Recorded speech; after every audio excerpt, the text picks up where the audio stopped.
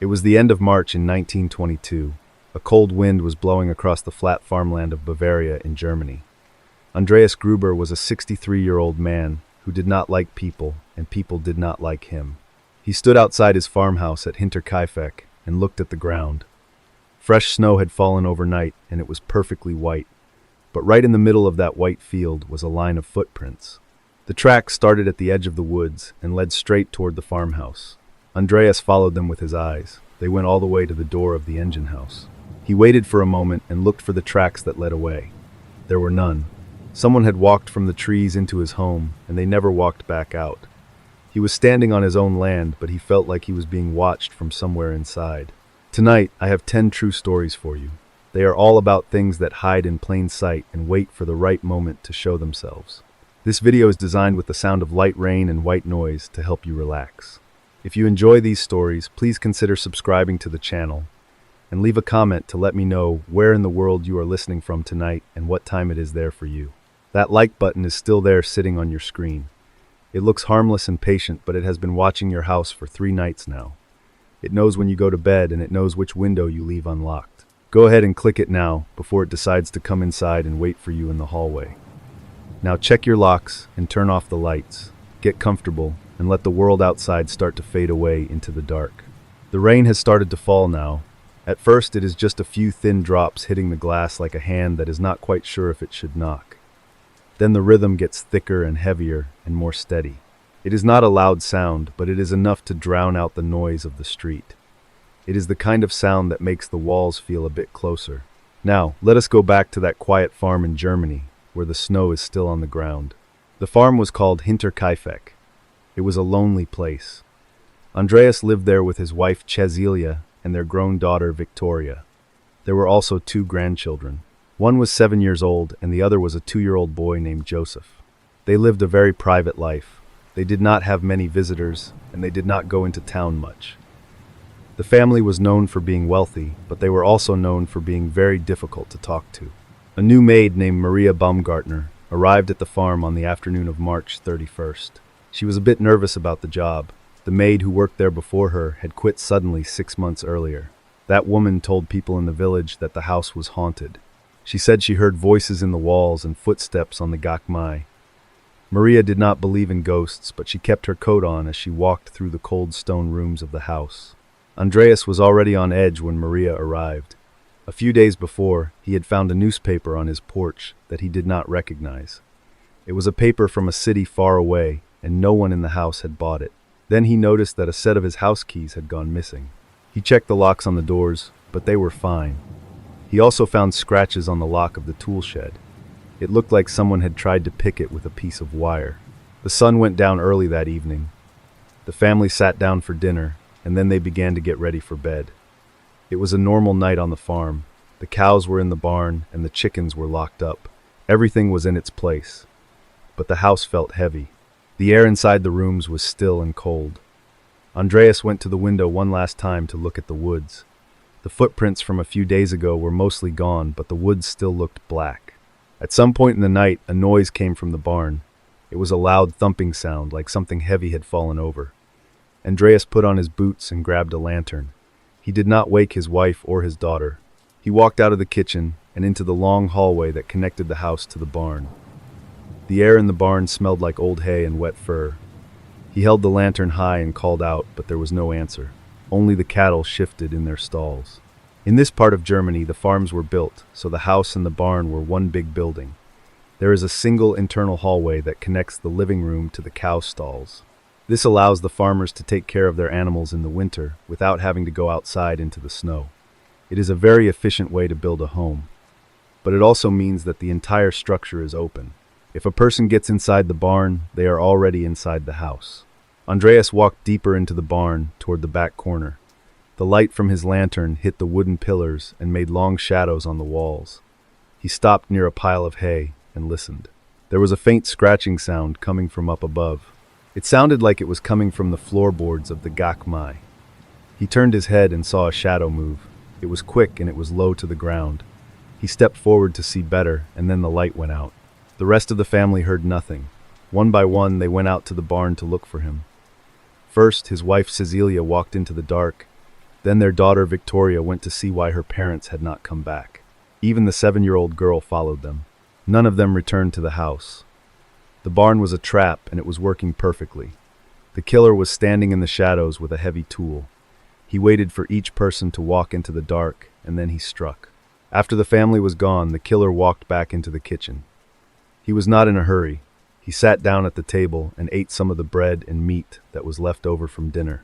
He even went back out to the barn to feed the cattle. He did not want the animals to make noise and alert the neighbors.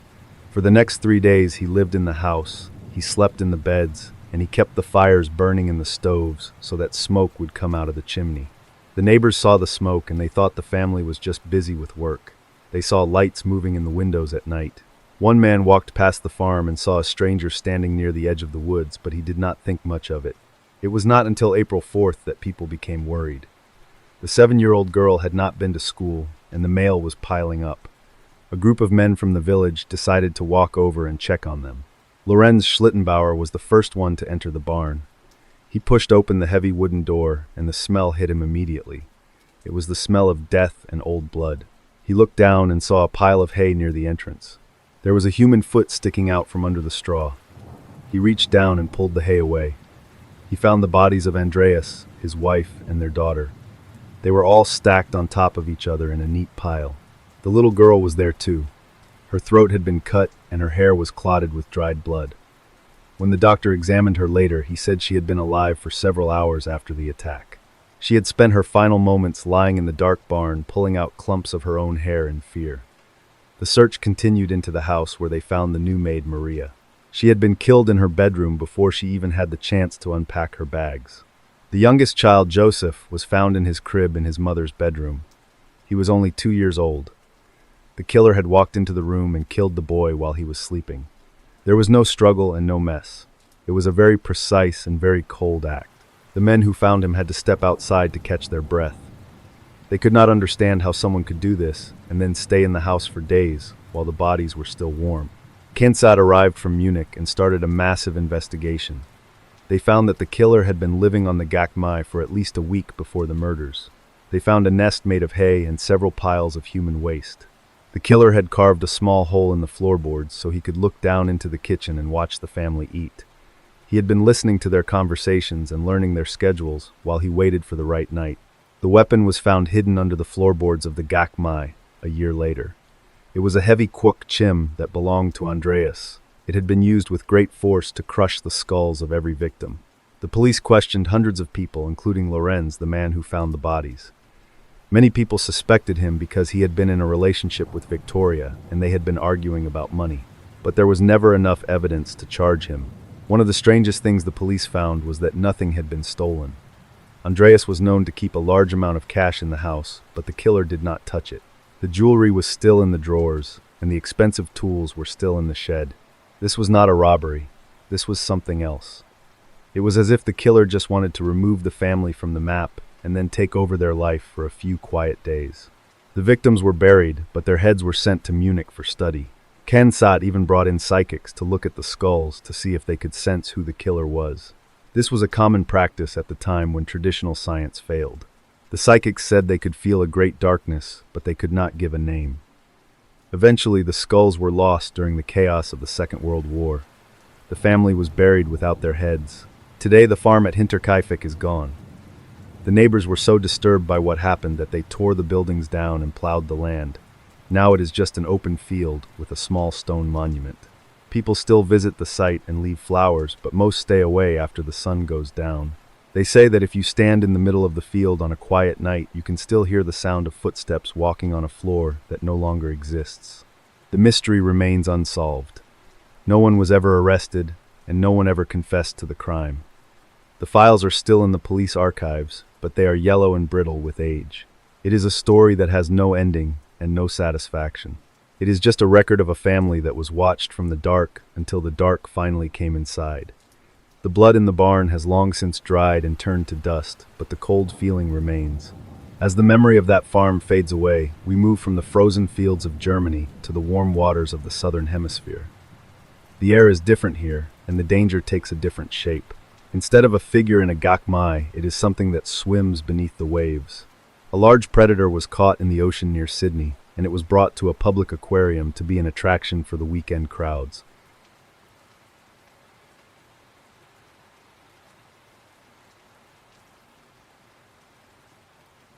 It was a warm afternoon in April 1935 at the Coogee Aquarium in Sydney. The sun was shining on the ocean, and a large crowd of people had gathered around a massive glass tank. Inside the tank was a 14-foot tiger shark that had been caught just a few days earlier. The manager of the aquarium was proud of his new attraction, and he watched as families pressed their faces against the transparent walls to see the predator swim in circles. The shark had been captured by a local fisherman named Albert Hobson. He had been looking for small fish, but he ended up with a monster. It took several hours to drag the heavy beast to the shore, and even longer to get it into the tank at the aquarium. Thousands of people paid their pennies to see the tiger shark because they wanted to look at something dangerous while they were safe. They had no idea that the predator was carrying a secret from the deep ocean. For the first few days, the shark was a star. It moved slowly and looked majestic in the artificial light. But by the fourth day, the creature began to look sick. It stopped eating, and its movements became jerky. The crowd watched as it turned its belly toward them. Suddenly, the shark began to thrash its tail, and its body went into a violent spasm. Before the eyes of the shocked tourists, the shark vomited a large dark object into the water. It was not a fish or a piece of driftwood. It was a human arm. The limb floated slowly through the tank, with its hand still attached, and a clear tattoo of two boxers was visible on the pale skin of the forearm. A woman screamed, and a man dropped his hat as the arm drifted toward the glass. The manager immediately ordered everyone to leave, and he pulled the curtains shut. The animal had given up a piece of a story that was never meant to be told. The police were called, and the aquarium was closed to the public. The man who owned that arm was James Smith. He was 45 years old, and he used to be a professional boxer. People called him Jimmy. He was a tough man with a broken nose and a quick smile, but he had fallen on hard times. He spent most of his days hanging around the local billiards halls and working odd jobs for people who did not always stay on the right side of the law. Jimmy was just trying to find a way to pay his rent in the middle of a very busy city. Jimmy was known as a man who could take a punch, but he was also known for his loyalty. He worked as a bouncer at a club owned by a man named Reginald Holmes. Holmes was a wealthy boat builder who liked to rub elbows with criminals. Jimmy did the dirty work that the businessman did not want to touch. They had been friends for a long time, but the world of crime is a fragile place. One mistake or one secret can turn a friend into a liability very quickly in that world. In early April, Jimmy told his family that he was going on a trip with some friends to a small shack on the coast at Cronulla. He packed his gear and promised to be back in a few days. His wife watched him walk away with his fishing rods, and she expected him to return with a story about the ocean. He seemed happy and relaxed as he got into the car. It was the last time she ever saw him whole. He was heading toward a house that had been built for a murder. He met up with a man named Patrick Brady. Brady was a known forger and a man who was very good with his hands when it came to delicate work. They rented a small cottage together near the water. For a few days, everything seemed fine. Neighbors saw them sitting on the porch and heard the sound of their voices drifting over the lawn in the evening.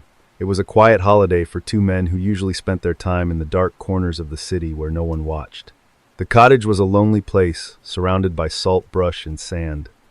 At night, the only sound was the wind and the waves hitting the rocks. Inside, the rooms were small, and the floors were made of cheap wood. Brady and Jimmy spent their time drinking and talking about their next big score. But something changed in the air. A disagreement started over a small amount of money, or perhaps a secret that had been kept for too long. The trust between the two men was gone. Then the voices stopped. One morning, the neighbor looked over and noticed that the cottage was empty. The door was locked, and the windows were shut. There was no sign of a struggle, and no blood on the grass. Jimmy had disappeared, and Patrick Brady was nowhere to be seen.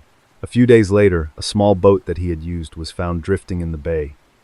It had been washed clean with salt water. There was no fishing gear inside, and no trace of the man who owned it. Back at the aquarium, the police were called to deal with the arm in the shark tank. They fished the limb out of the water and took it to the morgue in a bucket of ice. A doctor named Sidney Palmer looked at the skin and the bone very closely. He noticed something that made him pause. The arm had not been bitten off by the shark. It had been cleanly severed from the shoulder with a sharp knife. This was not an accident at sea. This was a calculated murder. The tattoo of the two boxers was the most important clue. James Smith had been a fighter, and his brother recognized the ink immediately. He told the police that Jimmy had gotten the tattoo years ago after a big match. Now the investigators knew who the victim was, but they still did not have a body. They only had a single arm that had traveled through the ocean to find a way home. They began to look for the men who were staying with Jimmy at the cottage. They found Patrick Brady staying in a boarding house, and he looked calm when the police arrived. He denied killing Jimmy and said he had no idea where the man was. But the police found out that Brady had been seen cleaning the cottage with a lot of soap and water. They also found a leather trunk that belonged to him, and it smelled like chemicals. Brady was arrested, but he kept his mouth shut. He knew the law better than most people who lived in that city. In 1935, the law in Australia followed a very strict rule called corpus delicti, which means the body of the crime. This rule meant that the prosecution had to prove that a person was dead before they could convict anyone of murder. Usually this required a full body or a very large portion of one. A single arm with a tattoo was a strange piece of evidence that had never been used this way. The legal team was worried about how the case would go. The investigation led the police to Reginald Holmes. He was the wealthy businessman who owned the speedboats. When the police showed up at his office, Holmes looked like he was about to collapse. His face was pale, and he could barely hold a pen. He told the officers that he had never seen the arm before, and that he knew nothing about Jimmy's disappearance. But the police noticed that he kept looking at his watch and glancing at the door as if he expected a ghost. The pressure of the investigation was too much for a man like Holmes. A few days later, he went down to the docks and got into one of his fastest speedboats. He took a small pistol out of his pocket and pointed it at his own head. He pulled the trigger. The bullet hit his skull, but it did not go through. It only knocked him unconscious for a moment. He fell into the water, and the cold temperature woke him up. He climbed back into the boat and started the engine. For several hours, Holmes led the police on a high-speed chase through Sydney Harbor. He was bleeding from his head, and he was driving like a madman around the ferries and the cargo ships.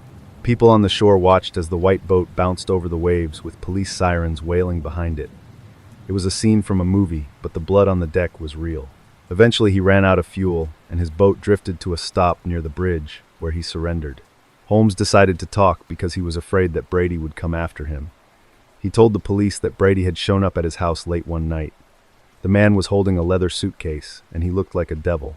He told Holmes that he had killed Jimmy and cut him into pieces. Then he pulled the tattooed arm out of the bag and threw it onto the table. He told Holmes that if he did not pay up, he would be the next person to fit inside a suitcase.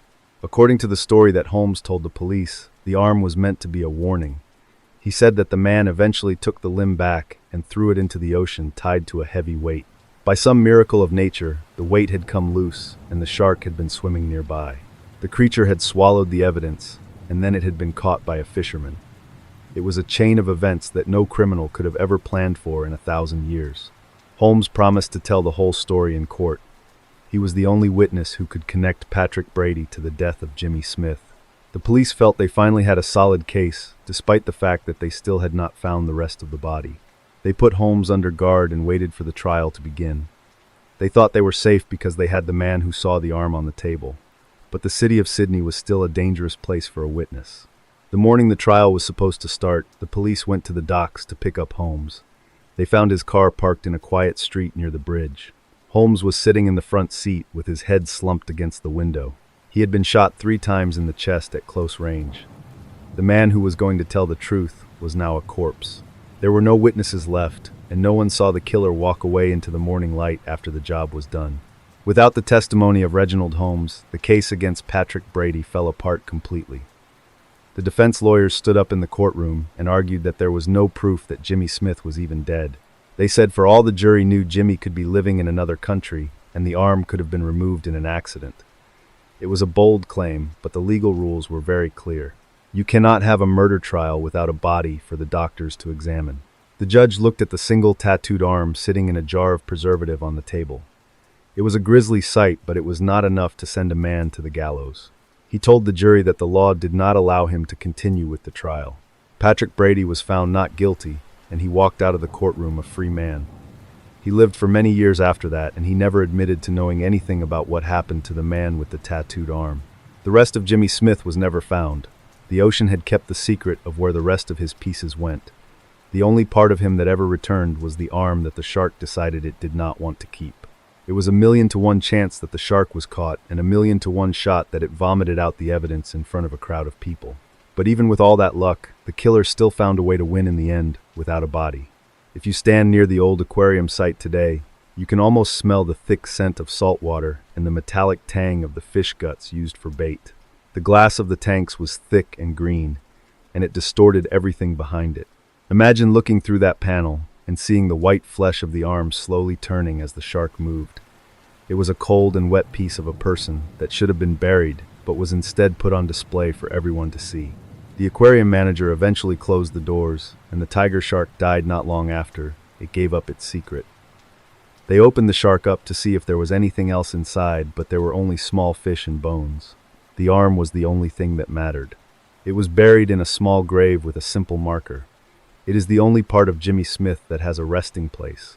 The rest of him is just a memory and a ghost in the deep water of the harbor. The shark arm case changed the way the Australian legal system looked at evidence and the definition of a body.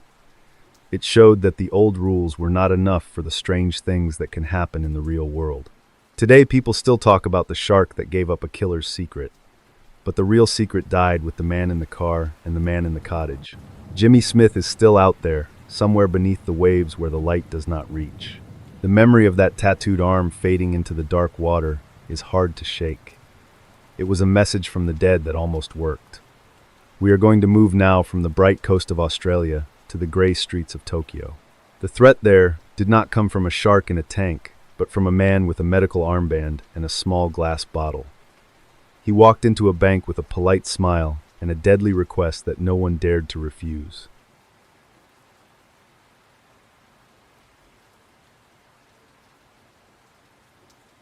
Tokyo, January 26, 1948. It was 3 in the afternoon, and the city was shivering in the grip of a cold, gray winter. The streets were quiet as the workday started to wind down. Inside the Teikoku Bank in the Shinamachi district, the lights were low and the air was thin. The staff were moving through their final tasks, ready to lock the doors and head home to their families in the freezing suburbs of a city still recovering from war. The branch manager, Takeo Mashima, was standing behind the heavy wooden counter, checking the final tallies for the day. He was a man who took pride in the order of his bank. Around him, 15 other people, including tellers and their family members, were finishing their chores. There was a soft murmur of conversation about the price of charcoal and the hope for a warm meal. It was a peaceful, ordinary moment that was about to be broken by a single knock. Outside the main doors, a man in a crisp medical coat was waiting. He looked professional and calm, the kind of person you would trust with your life without a second thought. He was holding a small black bag and wearing an official armband that marked him as a member of the city sanitation department. When Mashima opened the door, the stranger did not hesitate. He stepped inside and announced that he was there on urgent business from the government. The man claimed that a neighbor had been diagnosed with a severe case of dysentery. He said that the entire block was at risk, and that everyone inside the bank needed to take a preventive medicine immediately. He spoke with a quiet authority that filled the room. The staff stopped what they were doing and gathered around him. They watched as he reached into his bag and pulled out several small glass cups and 2 bottles of clear liquid. He looked like a savior. 16 people stood in a perfectly straight line, each one holding a small cup in their hand. They were waiting for the man to give them the order to drink. There was no fear in the room, only a sense of duty and the desire to stay healthy in a time when disease was a constant threat. The man poured the liquid with a steady hand, moving from person to person until every cup was full. It was a silent, ritualistic scene that looked more like a ceremony than a robbery. During this time in Japan, the city was under the control of the Allied forces. People were used to following orders from men in official uniforms without asking any questions.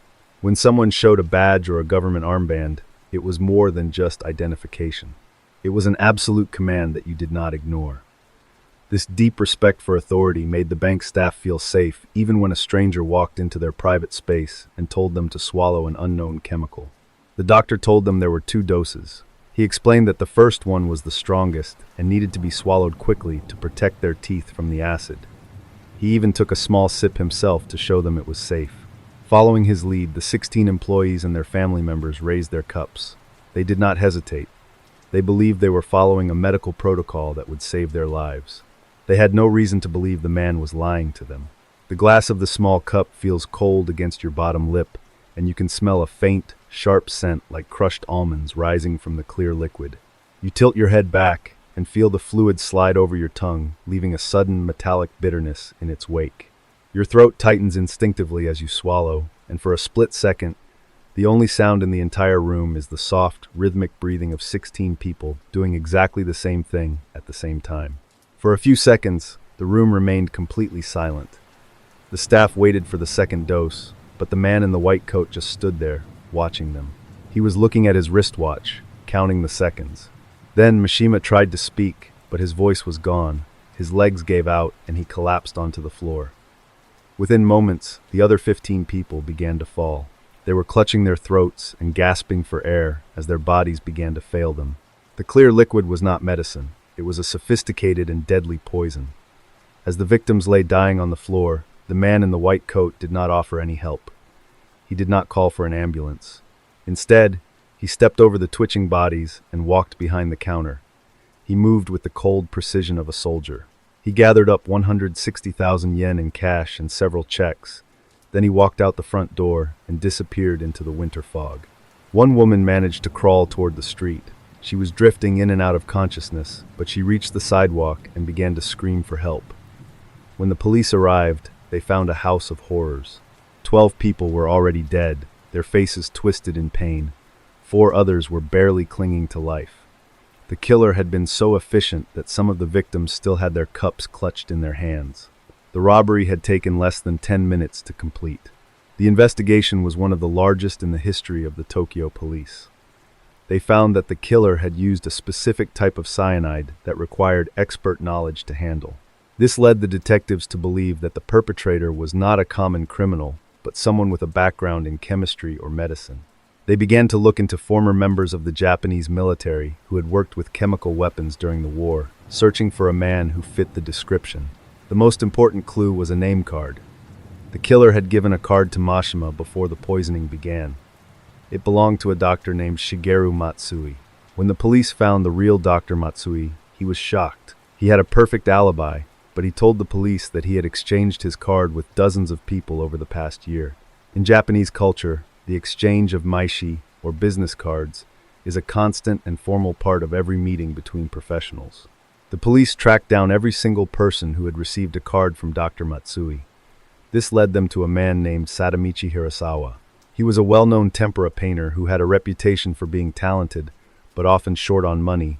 When they checked his bank account, they found that he had deposited a large amount of cash just days after the bank robbery. Hirasawa could not explain where the money came from, and his stories kept changing under questioning. Hirasawa was arrested and eventually signed a confession. He said he was the one who walked into the bank and gave the poison to the staff. But almost as soon as he signed the paper, he tried to take it back. He claimed that the police had pressured him and that he was innocent. Many people in the public began to doubt the case. They argued that a painter would not have the medical skill to perform such a cold and calculated mass poisoning without killing himself. The type of poison used was later identified as acetone cyanohydrin. This was a very rare chemical that was mostly known to a secret group within the military called Unit 731. This unit was famous for conducting horrific experiments with biological and chemical weapons. Some investigators believed that the real killer was a former member of this unit who was being protected by the occupation forces in exchange for their secret research data. During the trial, the evidence against Hirasawa was thin. There were no fingerprints, and the survivors were not entirely sure he was the man they saw that day. The money in his account was suspicious, but it was not the exact amount stolen from the bank. Despite these doubts, the court found him guilty and sentenced him to death. The people of Japan were divided. Some wanted him executed immediately, while others believed the government was using him as a scapegoat. For the next 32 years, Sadamichi Hirasawa lived on death row. He became the longest-serving death row inmate in the world. Every single minister of justice who came into power refused to sign his execution warrant. They were afraid that they might be killing an innocent man. Hirasawa spent his days in a small cell, continuing to paint and writing letters to anyone who would listen. He never stopped insisting that the man in the white coat was still out there. Hirasawa died of pneumonia in a prison hospital in 1987. He was 95 years old. He had spent more than a third of his life behind bars for a crime that many believe he did not commit. His death did not end the story. His family and a group of dedicated lawyers have continued to file petitions for a posthumous retrial. They believe that modern forensic science can prove that the poison used in the bank was beyond the reach of a simple artist. The Shinamachi branch of the Taikoku Bank was closed down shortly after the incident. The building was eventually demolished, and a new structure was put in its place. But the memory of that cold afternoon in January still haunts the neighborhood.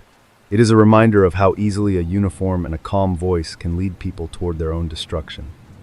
The 12 victims were buried in a quiet cemetery, and their names are still read aloud during yearly memorials. The Teigin Incident remains a dark stain on the history of Tokyo. It combines the trauma of the post-war era with the mystery of a hidden military past. Whether the killer was a desperate painter or a trained assassin from a secret unit, the result was the same. 16 people trusted a stranger, and only 4 of them lived to tell the story. The truth is likely buried in a file that will never be opened, sitting in a basement where the light of day never reaches. The sound of a glass cup hitting a hard floor echoes through time. It is a sharp, brittle noise that signals the end of a life. We are leaving the crowded streets of Tokyo now and moving toward the quiet, cold air of northern Europe. The danger there did not come from a man with a medical armband, but from someone who moved through the shadows of an apartment building in Stockholm. He left behind a scene that was as clean as it was horrific.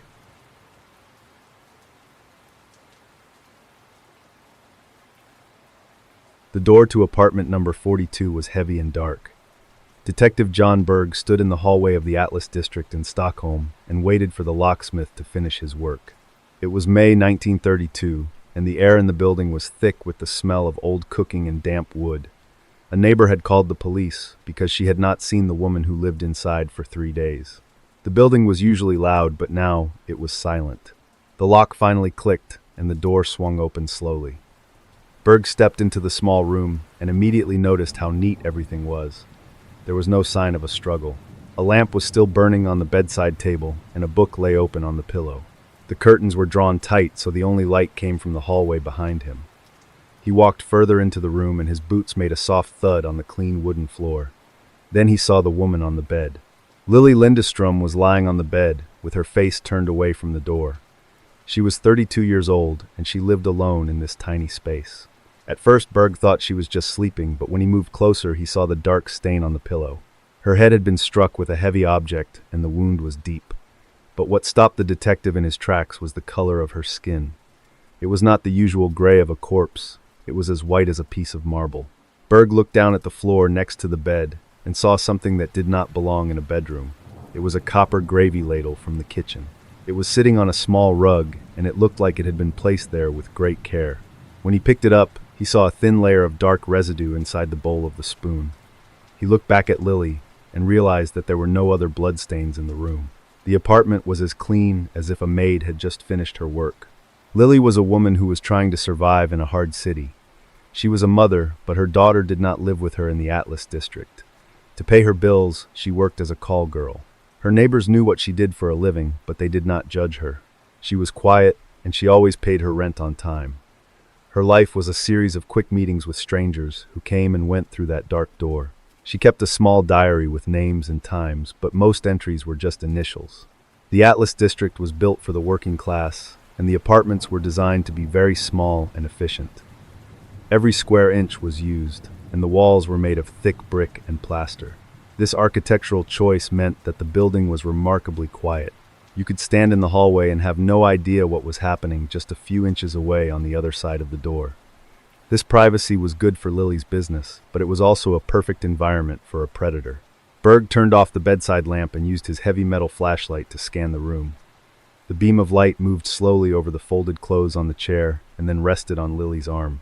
Her skin looked translucent in the sharp white light, and he could see the empty blue veins beneath the surface. The silence in the room was so heavy that he could hear his own heartbeat. There were no sounds from the street outside and no voices from the neighbors. It felt like time had stopped. The body was taken to the morgue, and the medical examiner performed a thorough autopsy the next morning. He had seen many murder victims in his career, but he had never seen anything like this. When he made the first incision, he found that there was almost no blood left in the circulatory system. The killer had used a specific technique to drain the body. It was done with a level of precision that suggested the person knew exactly how the heart and the major arteries work. The news of the discovery hit the newspapers, and the city of Stockholm was filled with fear. The reporters began to call the unknown killer the Atlas Vampire. People started to lock their windows, even in the heat of May. The idea that someone was walking through the streets with a copper ladle and a thirst for blood was too much for the public to handle. Every man with a briefcase or a long coat was looked at with suspicion by the people on the morning tram heading to work. The detective returned to the apartment to look for fingerprints. He used a fine powder to dust the copper ladle and the surface of the nightstand. He found several sets of prints, but most of them belonged to Lily herself. There were a few others that were smudged or incomplete. The killer had been very careful not to leave any obvious traces. He had even wiped down the handle of the door before he left. This was someone who was comfortable in a crime scene and did not panic. Berg interviewed the neighbor who had first noticed that Lily was missing. Her name was Minnie Jansen. She told the detective that she had heard a soft thump coming from Lily's room on the evening of May 4th. She thought it was just a piece of furniture moving, so she did not check. She also mentioned that she saw a man leaving the building through the back entrance about an hour later. He was wearing a dark suit and carrying a large leather bag that looked heavy. The man with the bag became the primary focus of the investigation. Berg searched through Lily's diary for any mention of a client who might fit that description. He found a name written in the margin of the page for May 4th. It was the name Baron. There was no phone number or address attached to it. The detective began to visit the hotels and bars in the city to see if anyone recognized the name or the description of the man with the heavy leather bag in his hand. Stockholm in the 1930s was a city of secrets. There were many men who used false names when they visited women like Lily. Berg found that the name Baron was common among the wealthy men who wanted to pretend they were someone else for a night. He spoke to dozens of people, but no one could give him a clear lead. The man with the bag seemed to have disappeared into the morning fog of the city. He had left no trail of blood and no witnesses to his face. The forensics team checked the sink and the bathtub in Lily's apartment. They took the pipes apart to look for any trace of blood that might have been washed away. They found nothing. The killer had not used the drains to dispose of the blood he had taken. This meant he had carried it out with him in the leather bag that Minnie had seen. The thought of a man walking through the streets of Stockholm with a bag full of human blood made even the toughest officers feel cold. The investigation moved to the local hospitals and medical schools. Berg thought that the killer might be a doctor or a medical student because of the way the blood was drained. He checked the records of everyone who had access to surgical tools and knowledge of anatomy. He found a few students who had been in trouble before, but they all had solid alibis for the night of the murder. The medical community was small, but no one seemed to know a man who fit the profile. The detective also looked into the history of the building in the Atlas district. He wanted to see if anyone else had been attacked in a similar way. He found a report from 2 years earlier about a woman who had been followed into her hallway by a man with a knife. She had managed to scream, and the man ran away before he could do any harm. She described him as being very polite and well-dressed. It was the same description that Minnie had given of the man with the bag. The police decided to set a trap. They had a female officer move into a vacant apartment in the same building and wait for a visitor. They watched the entrance day and night for 2 weeks. Several men came to the door, but they were all regular clients who were looking for a different woman. None of them carried a leather bag, and none of them acted in a suspicious way. The Atlas vampire was either too smart to return to the scene, or he had moved on to a different city. As the weeks turned into months, the public interest began to fade. Other crimes took the headlines, and the name of Lily Lindestrom was slowly forgotten by everyone except the police and her family. Berg kept the copper ladle in a box on his desk as a reminder of the one case he could not solve. He would look at the dark residue in the bowl and wonder what kind of person could do something so methodical. The apartment in the Atlas district was eventually rented to a new tenant. The copper ladle was eventually moved to the Stockholm Police Museum. It sits in a glass case today, next to old handcuffs and black and white photographs of crime scenes. It looks like a normal piece of kitchen equipment, but the story behind it makes people move away quickly. The residue has been tested with modern technology, but the results were the same as they were in 1932. It was human blood, but there was not enough DNA left to identify the killer. There were many theories about the identity of the Atlas vampire over the years. Some people thought he was a high-ranking official who was protected by the government. Others believed he was a traveler who only stayed in the city for a few days. There was even a theory that the killer was a woman who was jealous of Lily, but without a body or a confession, these were just stories told in the dark. The file on Lily Lindström remained open, but the pages were getting dusty. The city of Stockholm changed as the years went by. The old buildings in the Atlas district were renovated, and the narrow streets were widened. The dark hallways where the man with the bag once walked were now bright and filled with the sound of families. But for those who knew the history of the area, the air still felt a little colder near apartment 42. The mystery of why the blood was taken and where it went was never answered by the men in the police station. Lily Lindström was buried in a small grave in a quiet part of the city. Her daughter grew up and moved away, but she always wondered about the mother she never really knew. The case of the Atlas vampire became a piece of folklore, a story used to warn people about the dangers of letting strangers into their homes. The copper ladle remains the only physical evidence of a night that defied logic and left the police with more questions than they could ever hope to answer. The copper ladle is a cold object made of metal and history. It was a tool of an ordinary kitchen that was turned into something from a nightmare. When you look at it, you can see the faint scratches on the surface and the way the light hits the curved bowl. It is a reminder that the things we use every day can be used for things we can barely speak about.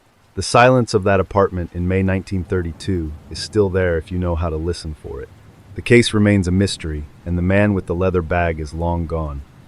He would be over 100 years old if he were still alive today. He carried his secret to the grave, and he left the city of Stockholm with a scar that has never quite healed. The Atlas vampire is a name that still brings a chill to those who read the old police reports.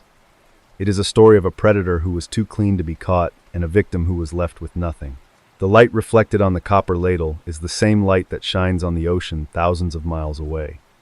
It is a reminder that the world is a place where things can disappear without a trace. We are leaving the cold streets of Stockholm and the neat apartments of the Atlas district now. We are moving toward the bright sun and the salt air of an Australian beach. The mystery there did not involve a ladle, but a man who sat down in the sand and never stood up again.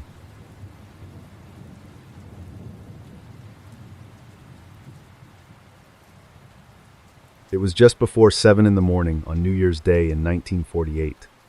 The sun was starting to rise over Somerton Beach in Adelaide, Australia. A young couple was walking along the sand, enjoying the cool air of the morning. They saw a man sitting on the beach, leaning his back against a stone wall near a children's home. He looked like he was just resting after a long night of celebration, with his legs stretched out and his feet crossed. The man was wearing a very nice suit with a white shirt and a tie. His shoes were polished and his clothes were pressed. He looked out of place on a beach so early in the morning, but he was so still that the couple thought he was just sleeping off a heavy drink. They walked past him and did not want to disturb his peace. It was not until an hour later, when the sun was higher, that people realized the man sitting against the wall was never going to wake up. When the police examined the body, they found something very strange in the small watch pocket of his trousers. Deep inside the lining, someone had sewn a tiny piece of paper that had been torn from a book. On that paper were 2 words written in a foreign script. The words were Tamam Shud. This translates to ended or finished in Persian. It was a cryptic message left for anyone who dared to look close enough at a man who carried no name and no past with him. The man was eventually identified as Carl Webb, but in 1948 nobody knew who he was. Carl was a quiet man from Melbourne who worked as an electrical engineer. He was good with machines, and he spent a lot of his time thinking about how things worked. He was married to a woman named Dorothy, but their relationship was not a happy one. He was a man who preferred his own company and the comfort of his hobbies over the noise of other people. Carl had a deep interest in 2 things that seemed very different but were actually quite similar. He loved professional wrestling, and he loved poetry. He would spend hours reading the works of ancient writers and thinking about the meaning of life and death. He was particularly fond of a book called the Rue Bruyère of Ourang Medan. This book is a collection of poems that talk about living life to the fullest, because the end is always coming. It is a book about finality. He lived in a small house, and he kept his tools in a very specific order. He was a man of habit who liked his shirts ironed and his shoes clean. There were no signs that he was a man involved in international secrets or dangerous games. He was just a technician who was struggling with a broken heart and a sense that his time was running out. He often sat by himself in the evenings, looking at his books, and wondering what would happen if he just decided to walk away. In the months before he died, Carl became more distant from his family and friends. He stopped going to his usual spots, and he started to sell some of his belongings. He was preparing for something, but he did not tell anyone what it was. He was a man who knew how to keep a secret, and he knew how to move through the world without making a sound. He was an expert at being invisible, even when he was standing right in front of you in a crowded room.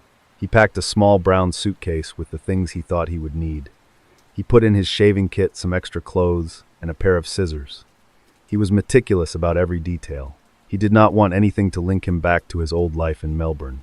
He wanted to become a blank slate, a person who could exist anywhere without being tied down by a name or a history. He was a man who was ready to let go of everything he had ever known in the world. Carl caught a train to Adelaide on a one-way ticket.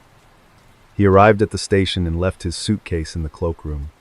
He walked out into the heat of the Australian summer and began his final journey.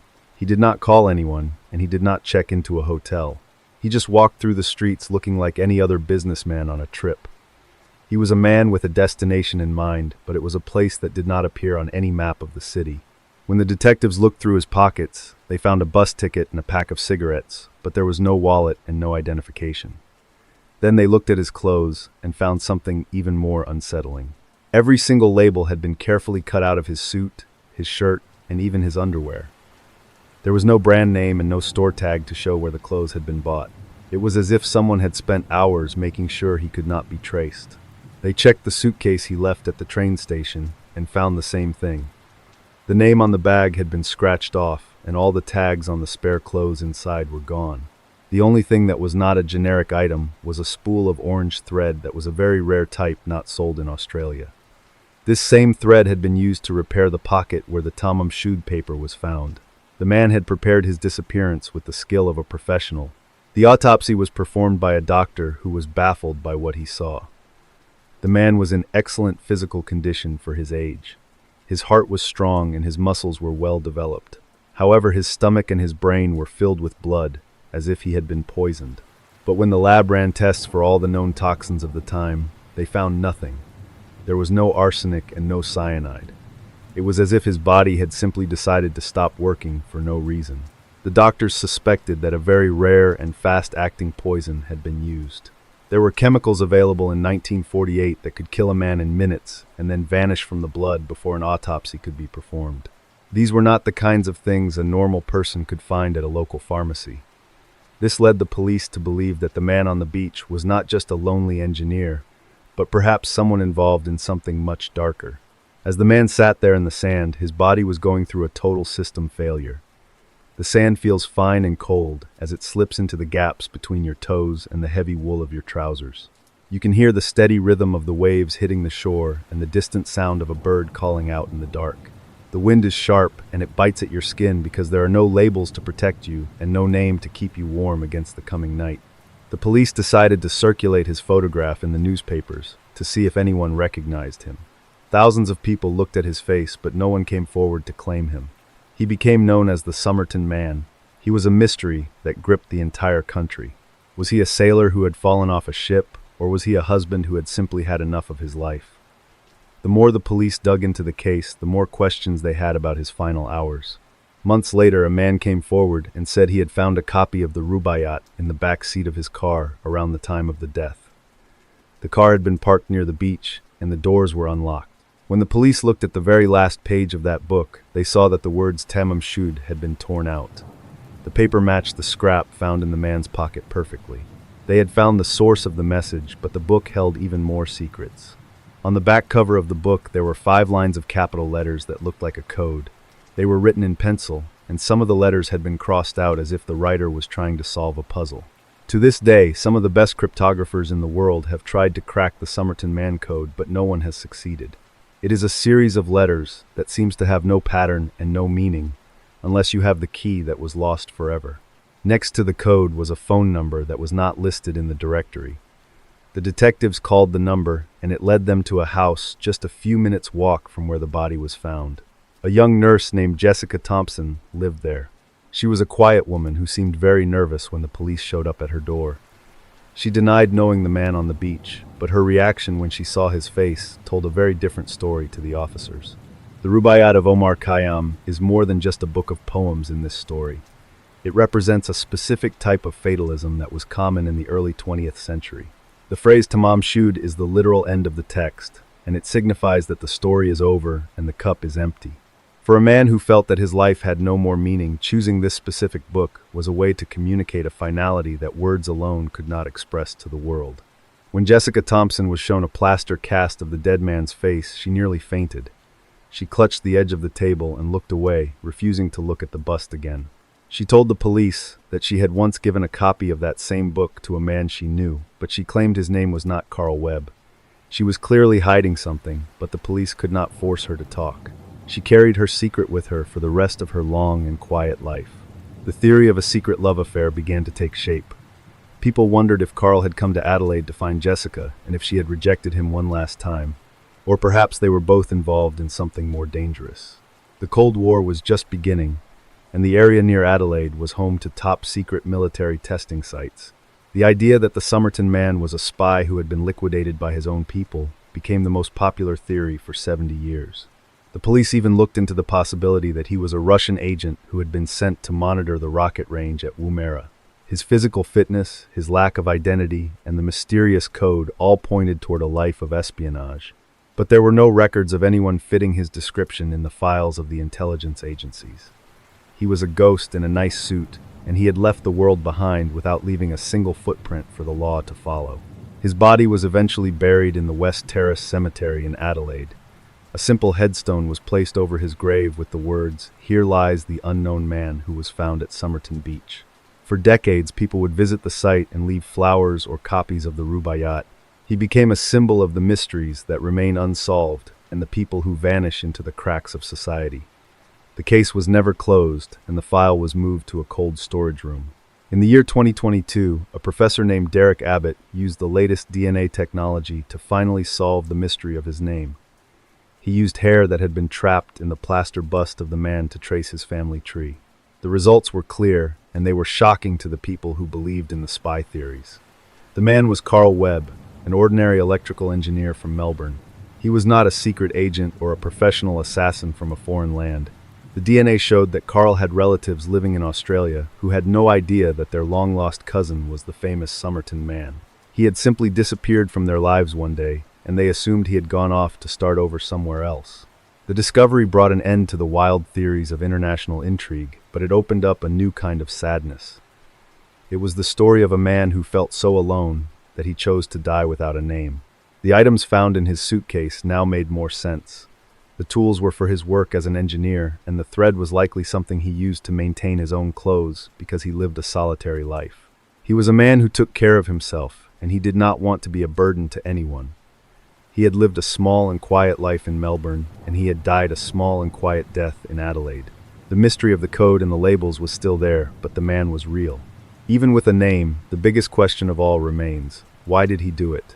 Why did he travel hundreds of miles to a beach he did not know and sit down in the sand to die? Why did he spend so much time cutting every single label out of his clothes if he was not trying to hide from someone? It is possible that he wanted to spare his family the shame of his suicide, or perhaps he wanted to make his exit as clean and as perfect as a line of poetry in a book. The code on the back of the book might not be a secret message for a handler in Moscow. It might just be the scribbles of a man who was losing his mind, or a set of mnemonics for the poems he loved so much. We will never know for sure what was going through his head as he sat against that stone wall. He took his reasons with him into the dark, and he left us with a puzzle that has no solution. He was a man who wanted to be forgotten, but he became immortal. Carl Webb was a man who loved a woman who did not love him back, and who found comfort in the words of an ancient Persian poet.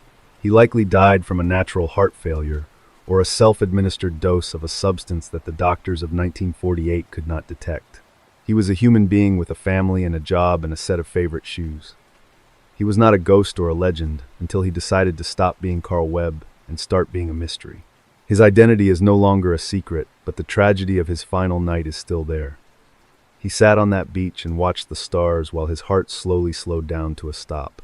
He was surrounded by the beauty of the ocean, but he was trapped inside a mind that had decided it was time for the end.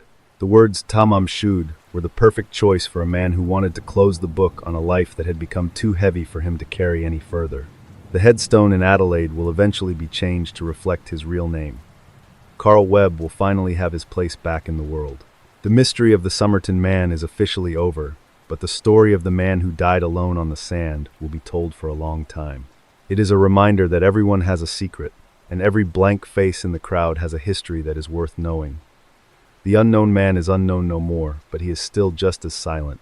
The words "finished" on that tiny scrap of paper are a finality that most people never get to choose for themselves. But for some, the end is not a quiet seat on a beach, but a violent explosion that happens behind closed doors. We are leaving the sand of Adelaide now and moving to a dark house in the north of France. The silence there was also deep, but it was broken by a scream that changed the history of a small town forever.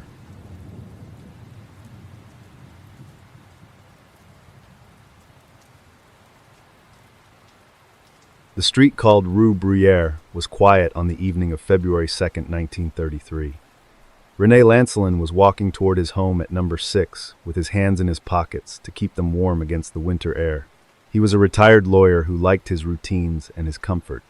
As he reached the front of his house, he looked up at the windows and saw that everything was dark. This was unusual because his wife and daughter should have been preparing for a dinner party.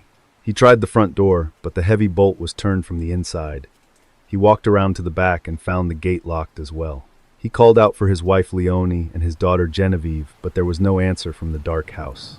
The only light in the entire building was a faint glow coming from the attic window where the two maids lived. René felt a sudden chill that had nothing to do with the wind. He went to find the police to help him get inside. When the officers arrived, they managed to climb over a wall and enter through a window. The air inside the house was thick and smelled of copper and old dust. They moved slowly through the hallway, with their flashlights cutting through the darkness. Near the bottom of the stairs, they found the bodies of Leon and Genevieve. It was a scene that made the lead officer stop and turn his head away. The floor was covered in dark, wet marks, and the walls were splattered with evidence of a struggle. The police followed the trail of physical signs up the stairs toward the servants' quarters. When they reached the top floor, they pushed open a small door. Inside the room, they saw the two maids, Christine and Leah Papin. They were lying in bed together under a single blanket, with their eyes open and their faces calm. They looked like two children who had finished a long day of chores.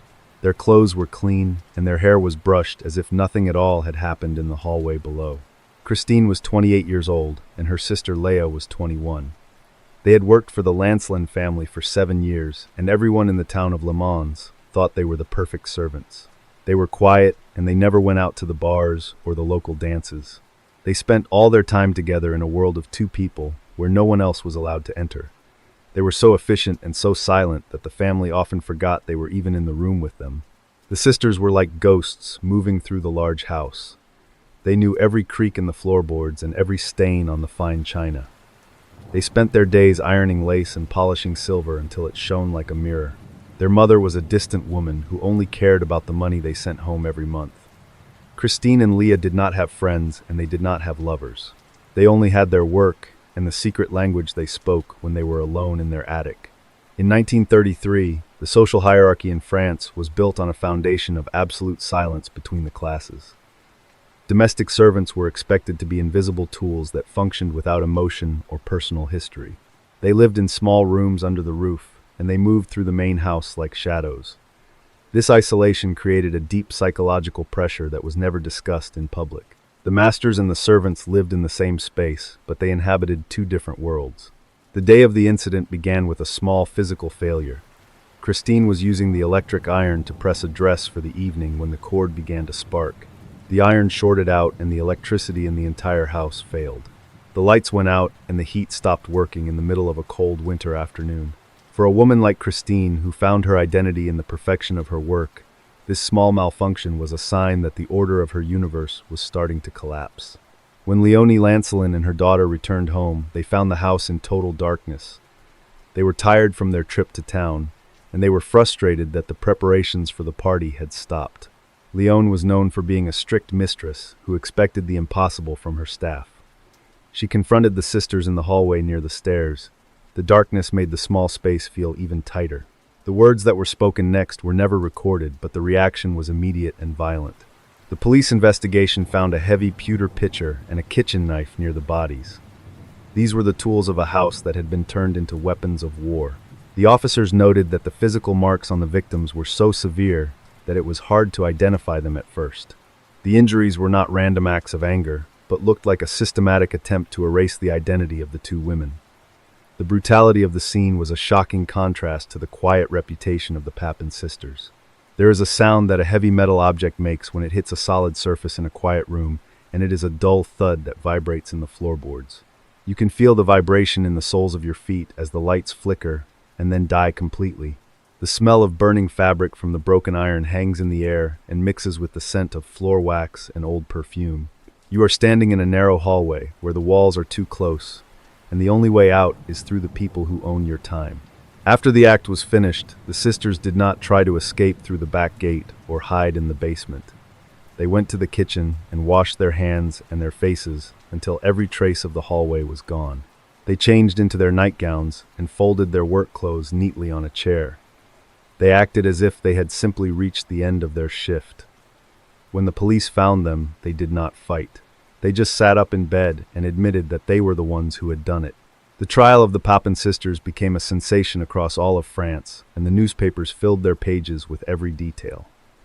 The public was fascinated by the idea of two quiet girls who could commit such a horrific act.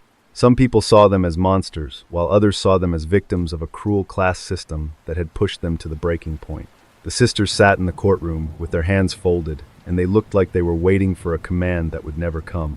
The medical experts who examined the sisters began to talk about a rare psychological condition called folie à deux, or a shared madness. They argued that Christine was the dominant personality, and that she had pushed her younger sister into a state of insanity. They believed that the two sisters had created a closed loop of paranoia, where they reinforced each other's fears until they broke. It was a shared hallucination that only made sense to the two of them in their small attic room. The lawyers looked into their childhood and found a history of neglect and isolation that had started long before they arrived in Le Mans. They had been moved from house to house, and they had never known a stable family life. This history of trauma had bonded them together so tightly that they could not function as individuals.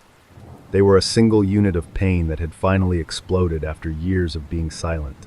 The court was forced to decide if they were criminals or simply broken people. During the trial, a dark secret began to emerge about the nature of their relationship. The doctors suggested that the sisters were involved in an incestuous bond that went beyond normal sibling love. This theory explained why they were so terrified of being separated, and why they were so hostile to anyone who tried to come between them. They were living in a private world where the rules of society did not apply, and where their loyalty to each other was the only law they respected.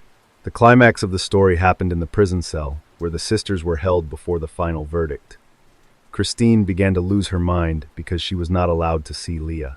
She would crawl on the floor and howl like an animal, calling out her sister's name over and over again. She refused to eat, and she tried to hurt herself because the silence of the cell was louder than the screams in the hallway. She had lost her other half, and she did not know how to be a person alone. The court eventually found them guilty of the murders. Christine was sentenced to death by the guillotine, which was later changed to life in prison, and Leah was given 20 years of hard labor. The town of Le Mans tried to move back to its quiet life, but the house at number 6 Rue Bruyère remained empty for a long time. The story of the two maids who killed their masters became a part of the local history, a warning about the secrets that can grow in the dark corners of a home. Christine Papin did not survive her time in the prison. She was moved to an asylum where she spent her final days staring at the walls and waiting for a sister who never came. She died only 4 years after the trial from a broken heart and a mind that had completely failed. She was buried in a nameless grave, and her story was filed away in the archives of the French legal system.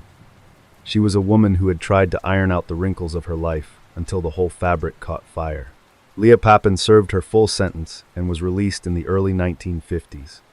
She was a middle-aged woman by then, and she had lost the youth and the anger that had defined her in Le Mans. She took a new name and moved to a different part of France, where no one knew who she was. She lived a very quiet and solitary life, working as a hotel maid until she died of old age. She carried the secret of that February night to her grave, and she never spoke about her sister again. The house on Rue Bruyère is still standing today, and it looks like any other beautiful home in a historic district. New families have lived there, and the rooms have been painted and renovated many times. but if you talk to the older residents of the town, they will still point to the attic window and tell you about the Papin Sisters. It is a story that has inspired plays and movies and books, because it touches on the deepest fears of a society that relies on the silence of others. The eyes of the two sisters in that final photograph are cold, and they look directly at the camera without blinking. They are the eyes of people who have seen the end of their world and decided to meet it head-on. That same blank stare is something that sailors have reported seeing on the faces of the dead in the middle of the ocean. We are leaving the dark hallways of France now and moving toward a ship that was found drifting in the heat of the South Seas.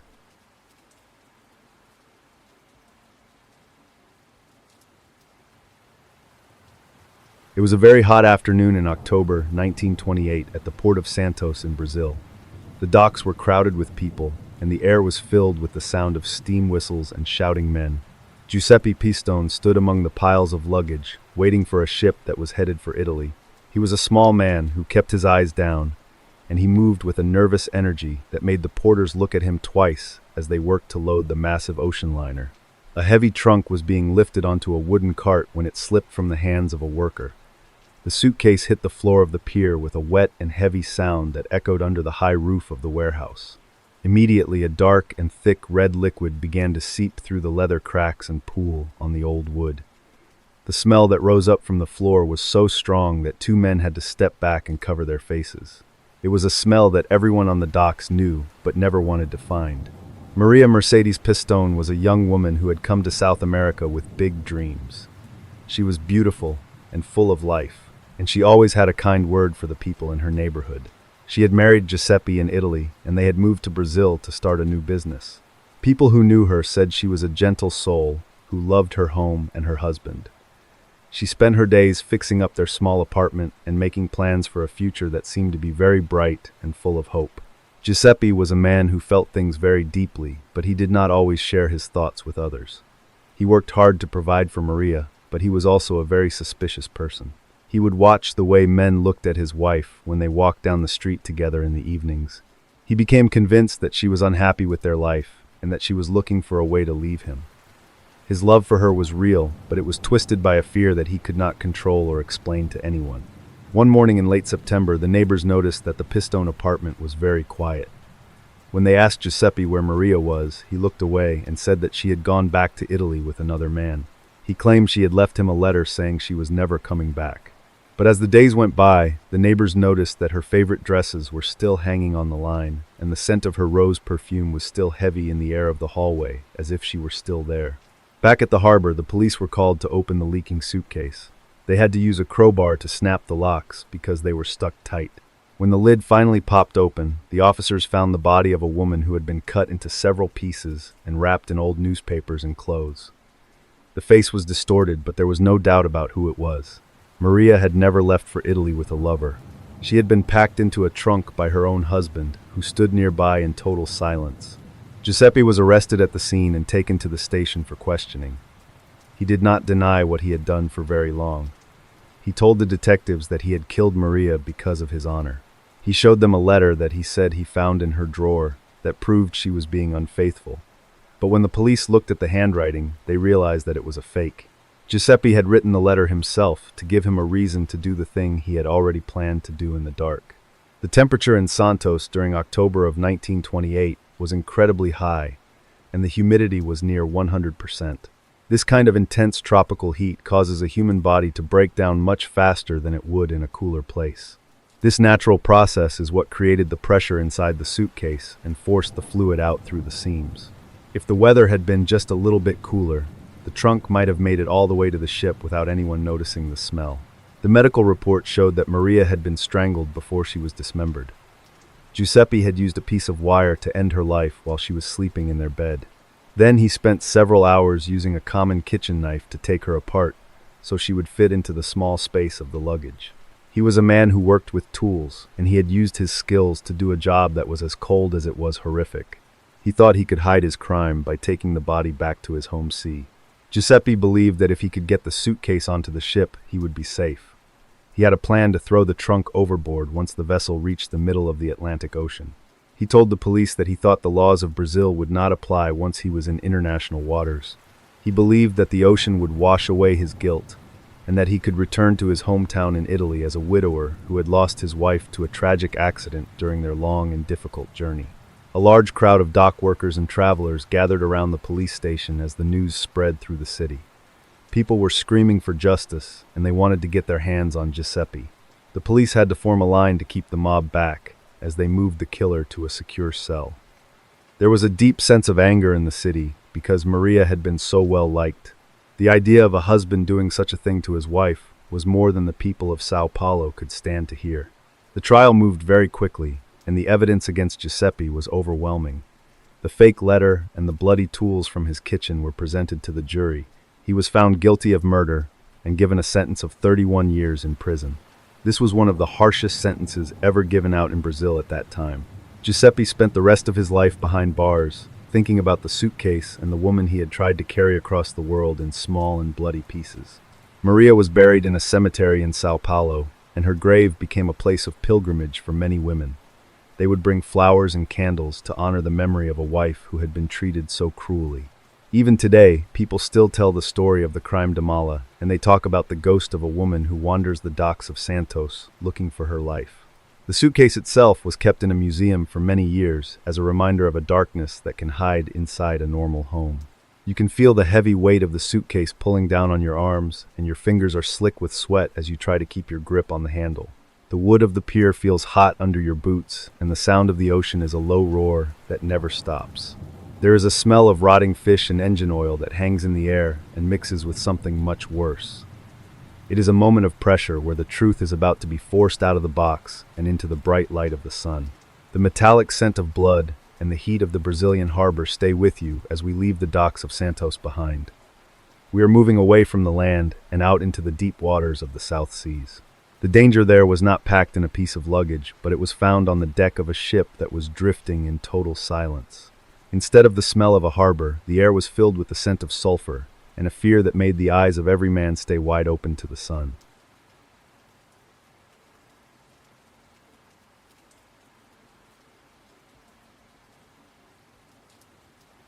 June 1948. The Strait of Malacca is one of the busiest and hottest shipping lanes in the world. The air is thick with humidity and the smell of salt and diesel. The crew of the Silver Star, an American merchant vessel, was going about their daily routine under the blazing sun. They were looking forward to reaching their destination when a sharp, frantic tapping sound came through the radio room speakers. The radio operator on the Silver Star sat up straight and adjusted his headset to hear better. A message was coming through in Morse code, and it sounded desperate. The dots and dashes were messy and fast, as if the person on the other end was shaking with fear. It translated into a series of chilling sentences that no sailor ever wants to hear. All officers, including captain, are dead and lying in the chart room and bridge. There was a long silence on the line that lasted for several minutes, while the operator waited for more. Then the tapping started again, but this time it was even more erratic than before. The message was very short, and it felt like a heavy weight in the air of the radio room. It simply said, "I die," and then the signal cut out completely. The operator tried to call back several times, but there was nothing but static and the sound of the ocean. The captain of the Silver Star immediately changed course to find the source of the signal. They used the radio direction finder to track the location of the vessel, which identified itself as the SS Ourang Medan. As they got closer, the crew stood on the deck with binoculars, looking at the horizon for any sign of a ship. They expected to see smoke or a hull listing in the water, but the ocean was calm and the sky was perfectly clear. Eventually, they spotted a large freighter drifting aimlessly in the distance. It was a dark gray ship with no flags flying from its masts. There was no smoke coming from its funnels, and no one was visible on the deck. The Silver Star pulled alongside and blew its whistle 3 times to get a response, but the Ourang Medan remained silent. It looked like a ghost ship that had been wandering the seas for decades instead of a few hours. A small boarding party was gathered, and they rowed over to the side of the silent vessel. The metal of the hull was hot to the touch because of the tropical sun, but as they climbed the ladder and stepped onto the deck, the temperature seemed to drop. The air was unnaturally cold for a ship in the middle of a June afternoon. They stood on the main deck and looked around, but they did not hear a single sound of life from any part of the ship. The first thing they saw was a man lying on his back near the railing.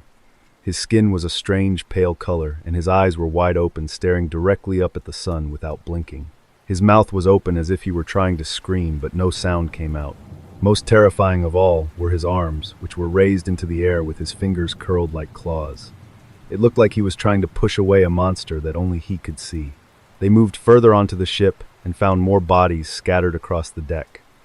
Every single one of them was in the same horrific position, with their faces twisted in a look of absolute terror. There were no visible wounds on any of the men, and no sign of a fight or a struggle. It was as if a giant hand had reached down and stopped their hearts at the exact same second. The boarding party felt a deep urge to turn back and leave. They found a dog, a small terrier that belonged to the crew, lying near the stairs leading to the bridge.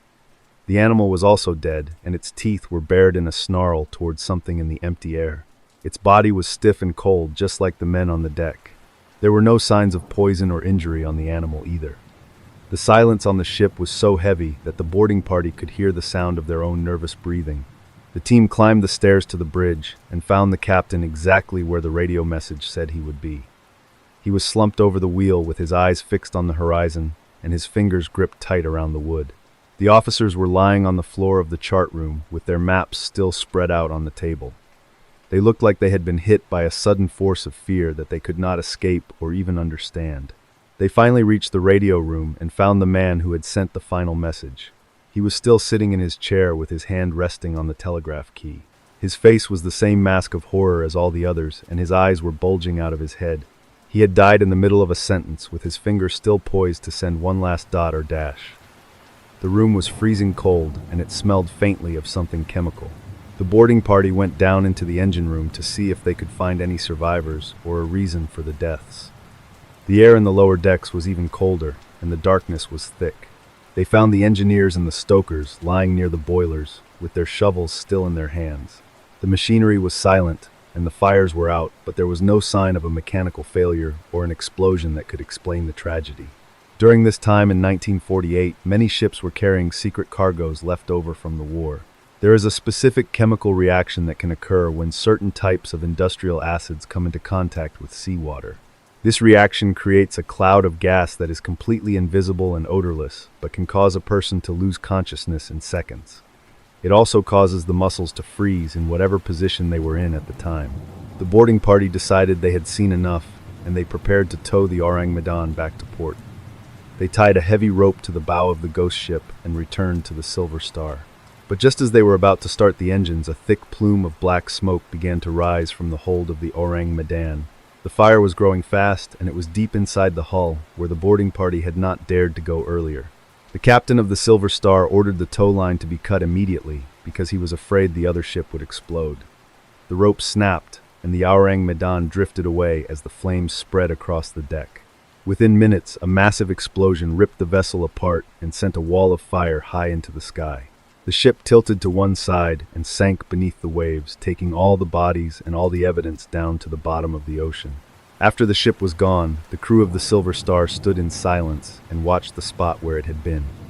There were no survivors and no wreckage that could tell them what had happened inside those cold rooms. When they returned to port and reported the incident to the authorities, they were met with a confusing silence. The officials checked the records, but they could find no mention of a ship named SS Ourang Medan in any registry. This is the part of the story that makes the mystery even deeper for those who study maritime history. Every merchant vessel is registered in a central database like the one kept by Lloyd's of London. But according to the books, the Ourang Medan never existed. It had no owner and no official home port. It was a ghost in every sense of the word. A ship that appeared out of the fog and then vanished without leaving a single piece of paper behind. Some people believe the ship was a secret vessel used by the Dutch or the Americans to move dangerous materials left over from World War II. If the ship was carrying something illegal, it would explain why there were no records and why the crew died in such a strange way. If a canister of nerve gas had leaked into the ventilation system, it would have killed everyone on board almost instantly without leaving a single mark on their bodies. The position of the bodies with their arms raised is a common sign of a sudden and violent death caused by a chemical that attacks the central nervous system. When the brain is hit by certain toxins, it sends a final signal to the muscles to contract, which causes the arms to lift up.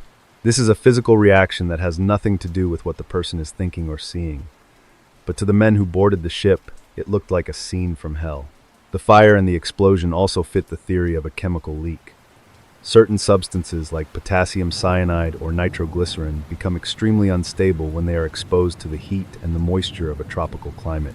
A leak could have started a fire in the cargo hold that the crew was unable to stop because they were already dead. The explosion was the final act of a disaster that had been building since the ship left its secret port. Despite the lack of records, there were several reports in Dutch and Indonesian newspapers about the incident in 1948. A survivor supposedly told a story to a missionary in the Marshall Islands, but the details were never confirmed by the police. The man claimed that he had jumped off the ship before the gas reached him, and that he watched his friends die through a porthole. He said the ship was carrying crates marked as medicine. The Strait of Malacca is also known for having large deposits of natural gas beneath the seabed. Sometimes these gas pockets can erupt and send a massive bubble of methane to the surface. If a ship happens to be sitting on top of one of these bubbles, it can lose its buoyancy and sink, or the crew can be suffocated by the lack of oxygen. But this would not explain the sudden cold or the bizarre positions of the men found on the deck. Today, the SS Ourang Medan remains one of the most famous mysteries of the sea. There have been many books and articles written about the ghost ship and the crew that died with their eyes open. Some people think it was a supernatural event, while others are convinced it was a military cover-up. The truth is sitting on the ocean floor, in a place where the light cannot reach, and where the pressure is too high for any diver to go safely. The silence of the ocean is a very specific kind of quiet that makes every small sound feel important. You can feel the cold metal of the deck beneath your boots, and the way the air seems to stop moving as you enter the radio room. The sun is hot on your back, but your skin feels like ice, because you are surrounded by men who are staring at something you cannot see. The only sound is the rhythmic slapping of the water against the hull. The report from the Silver Star was filed, and then it was largely ignored by the government agencies of the time. They did not want to answer questions about why a ship that did not exist was carrying a crew that died in a way that defied the laws of medicine. The story was pushed into the corners of history where only a few people bother to look. It became a legend, told by old sailors in the bars of the Pacific during the long nights. The mystery of the ghost ship is a reminder that the world is much larger and much stranger than we like to admit. There are things that happen in the middle of the ocean that have no witnesses and no survivors to explain them.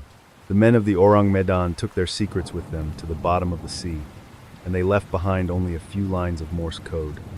They are still out there, drifting in the dark, where the light never finds them. The explosion that destroyed the ship was the last sound ever associated with the Ourang Medan. It was a loud and final noise that signaled the end of the investigation before it had even begun. We are leaving the hot and humid waters of the Strait of Malacca now, and moving back to the cold streets of a city in the middle of a winter night. The danger there was not a gas leak on a ship, but a group of men who moved with the stealth of a cat. The sound of that explosion fades into the sound of a piece of chalk moving across a cold stone wall in Moscow. It is a scratching noise that marks the beginning of a different kind of terror. The people in that city were not afraid of the ocean, but they were afraid of what might be waiting for them when they turned a corner in the dark. A new symbol was appearing on the buildings, and it was a sign that the hunt had already begun for them.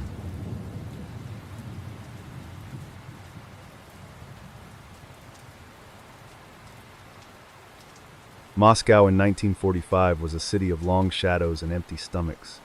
The Great Patriotic War had just ended, and the people were exhausted, but hopeful for a new life. Every morning, thousands of workers walked through the gray slush of the streets to reach their factories. They wore heavy coats and kept their heads down against the biting wind. The city was supposed to be celebrating a victory, but the air was filled with a different kind of tension that moved through the dark. In the middle of the night, a guard at a state grocery store was standing near the back entrance. He heard a soft sound like a boot pressing into wet snow, but when he turned around, there was no one there. He adjusted his rifle and looked into the alleyway. A few minutes later, his body was found slumped against the brick wall. They found a small drawing of a black cat on the door. There were no signs of a struggle, and no gold was missing from the small office near the front. This was the calling card of the most feared criminal group in the Soviet Union. They were known as the Kyoraya Koshka, or the Black Cat Gang. Sometimes they drew the animal with a piece of white chalk, and other times they would throw a live black cat into the room before they began their work. It was a sign of total confidence and a way to tell the police that they were being watched. The people of Moscow started to whisper about the feline shadows that moved through the night. Vladimir Mitin was a man who seemed to represent everything good about the new Soviet era. He was 30 years old and worked as a master mechanic at a major defense factory. He was strong and disciplined, and he never missed a day of work in his life. His supervisors looked at him as a model for the younger generation because he was always the first one to arrive and the last to leave. He had a steady hand and a mind that could solve any mechanical problem with ease. Medan lived in a small apartment, and he was known for being a very quiet neighbor. He did not drink much, and he did not spend his time at the local dances. He seemed to be a man who was entirely focused on his duty to the state. He wore a simple worker uniform, and he carried his lunch in a metal tin every morning. No one ever suspected that the man who spent his days building parts for the military was spending his nights planning how to tear the city apart for a bit of sugar. The winter of 1945 was a time of extreme scarcity in Moscow. The shops were often empty, and the bread lines stretched for blocks around the city. A single loaf of bread or a pound of sugar was more valuable than a pile of jewels to a family that had not eaten a proper meal in days. The state controlled all the food, and every gram was counted and recorded in official ledgers. To steal from a grocery store was not just a crime, it was an attack on the people. This is the part where the economic reality of the time becomes the engine of the story. In the Soviet Union, after the war, the ruble was almost worthless for buying basic goods, because there was nothing on the shelves to buy. A criminal who stole a bag of grain or a crate of canned meat could sell those items on the black market for a fortune in real goods or influence. Food was the true currency of the 1940s, and it was worth more than its weight in any precious metal. Medan knew exactly how the system worked, and he knew where the food was stored before it reached the people. He used his position at the factory to learn about the delivery schedules and the security measures at the state warehouses. He gathered a small group of men who were also workers or veterans of the front lines. They were not typical street thugs who acted on impulse. They were men with training and discipline who followed orders without asking any questions at all. They began to hit the stores with a level of precision that the local police had never seen before. They would arrive in a stolen truck and move into a building in less than 2 minutes. They knew exactly where the guards would be, and they knew how to bypass the heavy locks on the storage rooms. They did not waste time looking for cash registers or safes. They went straight for the bags of sugar, the tins of meat, and the crates of vodka that were meant for the elite residents. The first sign that something was wrong came when a warehouse manager found a shipment of butter was completely gone. The locks had been opened with a key that looked like it belonged to a high-ranking official. There was no broken glass and no forced doors. The only trace of the intruders was a single black cat that was sitting on top of an empty crate staring at the manager with bright yellow eyes. It was a cold and silent message that the rules of the city had changed. The Moscow Criminal Investigation Department, known as MIR, was under massive pressure to catch the gang. The high-ranking officials in the Kremlin were furious that a group of thieves was stealing the food supply of the capital. They formed a special task force, led by experienced detectives who had spent their lives hunting professional killers. These officers began to stake out the grocery stores and the warehouses every night, but the Black Cat gang always stayed one step ahead. The gang became bolder as the weeks went by. They started to rob stores in broad daylight while the streets were full of people. They wore long coats to hide their weapons, and they moved with a calmness that made them look like they were on an official mission. If a bystander tried to interfere, they were met with a level of violence that was swift and final. The city was gripped by a deep paranoia because no one knew who the men behind the cat symbol really were in the light. In one incident, a group of 4 men walked into a central market and held up the entire staff. They did not yell or wave their guns around. They simply told everyone to lie face down on the floor and stay silent. One of the men took a piece of white chalk from his pocket and drew a cat on the main counter, while the others loaded a truck with bags of flour. They were gone before the police even reached the end of the block. The drawing was still wet when the officers arrived. The detectives began to notice a pattern in the way the gang operated. They realized that the robberies always happened near the major industrial zones of the city. They also saw that the thieves had an intimate knowledge of how the state transport system worked. This led them to believe that the criminals were not part of the old underworld of thieves, but were likely people who had legitimate jobs during the day. They started to look for men who had access to military trucks. The investigation led the police to a specific mechanical workshop near the outskirts of Moscow. They had found a set of tire tracks at a crime scene that matched a rare type of rubber used only on certain military vehicles. They began to monitor the employees of the shop, and that is when they first saw Vladimir Medan. He was working on a truck engine with a look of intense concentration on his face. He looked like the perfect Soviet citizen dedicated to rebuilding the country. The detectives followed Medan for several days, and they were confused by what they saw. He went to work at 6 in the morning, and he stayed until late in the evening. He spent his nights at home or at the local library reading technical manuals. He did not meet with any known criminals, and he did not spend any large amounts of money. He seemed to have no connection to the Black Cat gang at all. The police were about to move on when they noticed a small detail in his routine. One of the detectives saw Medan leaving his apartment at 2 in the morning. He was not wearing his worker uniform, but a dark leather jacket and a flat cap. He walked with a different rhythm than he did during the day. He moved quickly through the shadows of the alleyways, and he kept his hands deep in his pockets. He reached a small garage where 3 other men were waiting for him. They did not speak as they got into a black car and drove away without turning on the lights. The police followed the car as it moved toward a large food distribution center on the other side of the city. They watched from a distance as Medan and his crew parked the vehicle behind a pile of lumber. The men got out and moved toward the warehouse with the same military precision that had defined every previous robbery. They were not carrying bags or boxes, but they had heavy tools and weapons tucked into their belts.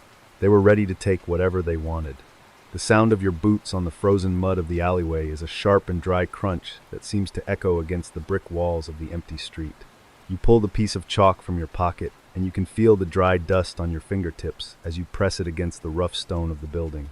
The air is so cold that your breath comes out in thick white clouds, and the only thing you can hear is the distant hum of a factory that never sleeps during the winter night.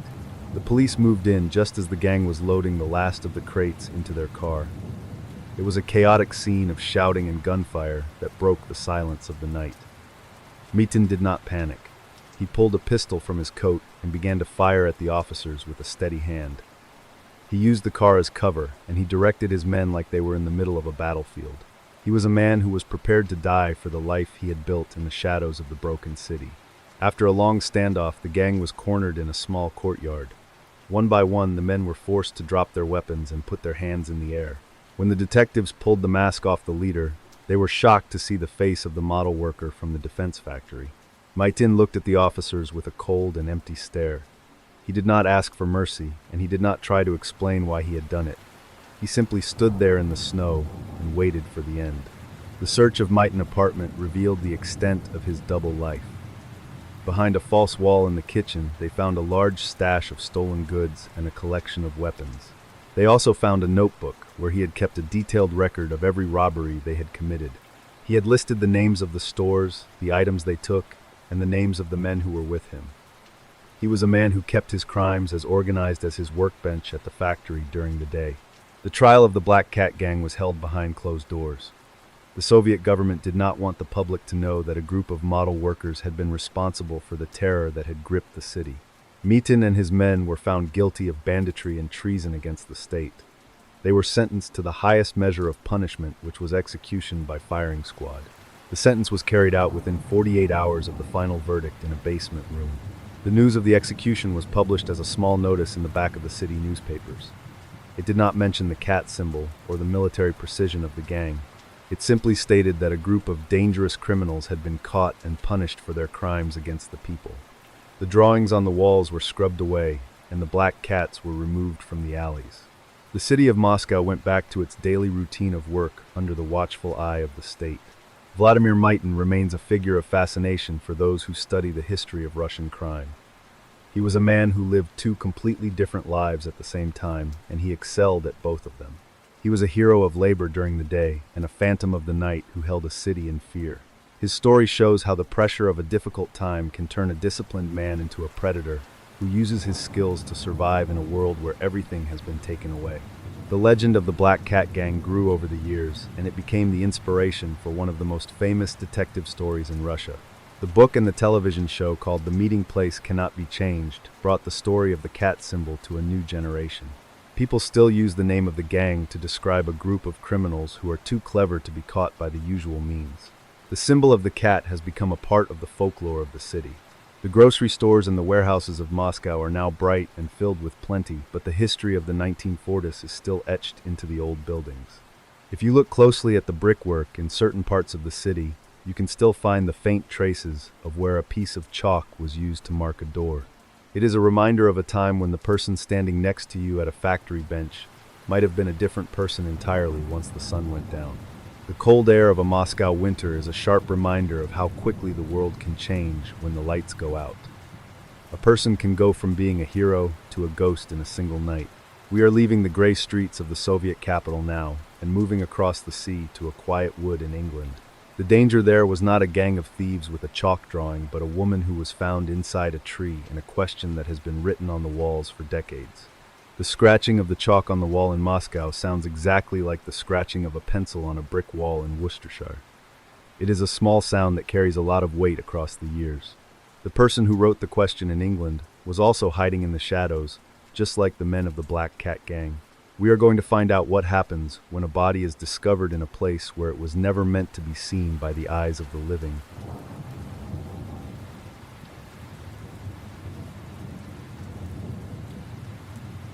In the spring of 1943, the world was loud with the sounds of war, but Hagley Woods in Worcestershire was a place of deep silence. 4 young boys named Robert, Thomas, Bob, and Fred were walking through the thick brush looking for bird nests. They were not supposed to be there because the land was private, but they were 10 years old and the woods were a playground. The air was cool and smelled of damp earth and the first green leaves of the new season. They came across a very large and very old tree called a Wych Elm that stood alone in a small clearing. It was a strange-looking tree with a thick trunk that had become hollow over many decades. Bob Farmer thought there might be a nest inside the hollow center, so he climbed up and looked down into the dark opening.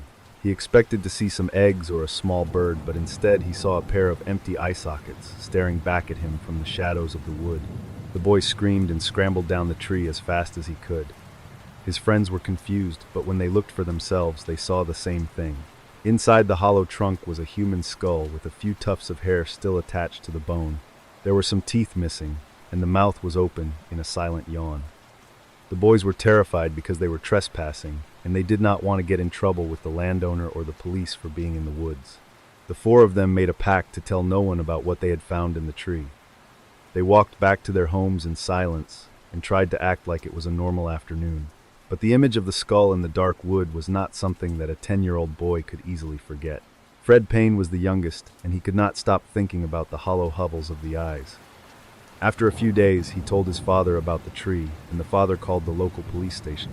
The Wych Elm is a very specific type of tree that grows in the British Isles, and it is known for having a trunk that rots from the inside out, while the outer bark remains strong. This creates a natural chimney that stays dry and protected from the rain for a long time. It is a perfect hiding place because the wood is soft enough to absorb a lot of the smell, but the structure is sturdy enough to keep a secret hidden away for several years without the tree falling over. When the police arrived at the clearing, they had to use a saw to cut into the trunk to reach the remains. They found a nearly complete skeleton of a woman who was about 35 years old. She was wearing a cheap wedding ring on her finger, and her clothes were made of a thin fabric with a polka dot pattern. They also found a pair of crepe shoes that were worn down at the heels. She had been placed in the tree feet first while her body was still warm and flexible. A forensic doctor named James Webster examined the bones, and he found that the woman had died of suffocation. There was a piece of taffeta cloth stuffed deep into her mouth, which suggested that she had been murdered. He estimated that she had been inside the tree for at least 18 months before the boys found her. This meant she had died sometime in 1941, when the war was at its peak, and people were moving around the country more than ever before. The most disturbing discovery was found a short distance from the tree. The police were searching the area when they found a severed human hand buried in the dirt under a layer of leaves.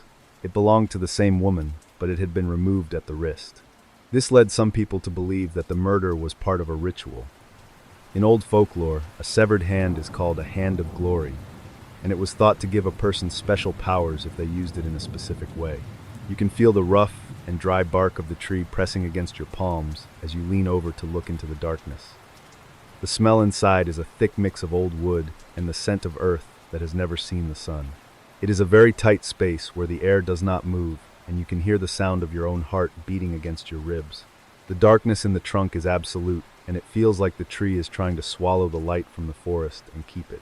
The police checked the dental records of every missing person in the country, but no one matched the woman in the tree. They spoke to the local residents, but no one remembered a woman in a polka dot dress who had suddenly vanished. The The case was cold almost immediately because there were no witnesses and no suspects. The woman became a ghost with no name and no home. She was just a collection of bones in a box at the police station, waiting for someone to care. Then the messages started to appear. About a year after the body was found, a person used a piece of white chalk to write a question on a brick wall in the town of Dudley. The message said, "Who put Bella in the Wych Elm?" The writing was neat, and it was done in a way that suggested the writer was not in a hurry. The police looked for the person who wrote it, but they found nothing. A few weeks later, the same question appeared on a different wall in a different town. The name Bella was not a name the police had used in their reports. They began to wonder if the person who was writing the graffiti actually knew the woman in the tree. The question was a challenge to the authorities and a reminder that someone out there was carrying the truth in their head. The graffiti appeared over and over again for several years, always asking the same thing. It turned the mystery into a piece of local folklore that everyone in the area knew by heart. One theory that gained a lot of attention was that Bella was a German spy. There were reports of a woman named Clara Bauerle, who was a singer in the cabarets of Berlin and had been recruited by the Secret Service. She was supposed to have been dropped into the English countryside by a parachute in 1941. Her mission was to gather information on the local factories, but she was never heard from again. Some people believed she was killed by her own people.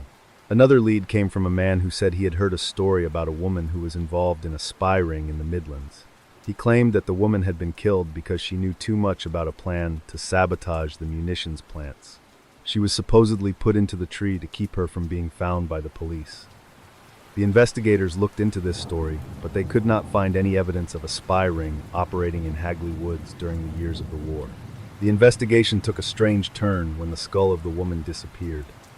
It had been kept in a museum at a university for study, but when the detectives went to check on it, the box was empty. There was no record of who had taken it or why. This meant that modern DNA testing could not be used to identify her. It was a second disappearance for the woman who was already a mystery. It felt as if the world was trying to erase her for the second time in history. The identity of the person who wrote the graffiti was never discovered. Some people thought it was the killer who was haunted by what they had done, while others thought it was a witness who was too afraid to go to the police. The messages stopped appearing after a few decades, but the question remained in the minds of the local people. Bella became a symbol of all the people who are lost during a time of war and are never given their names back by the living. The tree itself eventually died and was cut down, but the spot where it stood is still known to the people who live nearby. There are no markers or signs, but the air in that part of the woods always feels a little different. It is a quiet place where the birds do not sing as much as they do in the rest of the forest.